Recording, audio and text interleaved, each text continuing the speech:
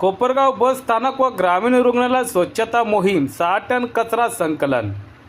Doctor Shri Nanasaheb Dharmadhikari प्रतिष्ठान यांच्या वतीने कोपरगाव शहरातील बस स्थानक व ग्रामीण रुग्णालय परिसरात व्यापक स्वच्छता मोहीम राबविण्यात आली। या मोहिमेत सुमारे 6 टन ओला व सुका कचरा संकलित करून परिसर झाडून स्वच्छ करण्यात आला। अभियानादरम्यान वाळवलेले गवत, काटेकुटे व स्वच्छ साचलेला कचरा कुसड, पावडे व दंताळाच्या सहाय्याने हटविण्यात आला। संपूर्ण कचरा एका ठिकाणी एकत्र करून त्याची योग्य पद्धतीने विल्हेवाट लावण्यात आली। या उपक्रमात कोपरगाव तालुक्यासह साकोरी येथील सुमारे 70 सदस्यांनी उत्स्फूर्त सहभाग नोंदवला। महाराष्ट्र भूषण डॉक्टर श्री नानासाहेब धर्माधिकारी यांनी निरूपणाच्या माध्यमातून समाज प्रबोधनाची चळवळ उभी केली।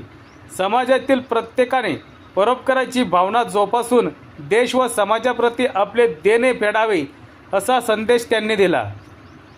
त्यांच्या कार्याचा वारसा पद्मश्री अप्पासाहेब धर्माधिकारी यांच्या मार्गदर्शनाखाली पुढे चालू आहे।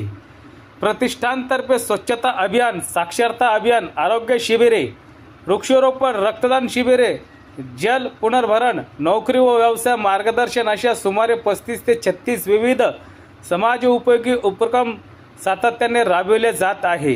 या माध्यमातून मानवता, सामाजिक बांधिलकी आणि राष्ट्रीय एकात्मतेचा संदेश समाजापर्यंत पोहोचवण्याचे कार्य सुरू आहे।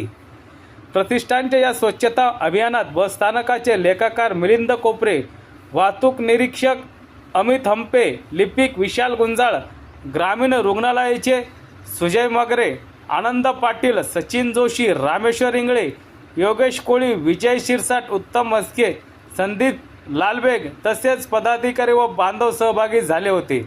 नगरपालिकाकडून घंटागाडीची व्यवस्था करण्यात आली होती।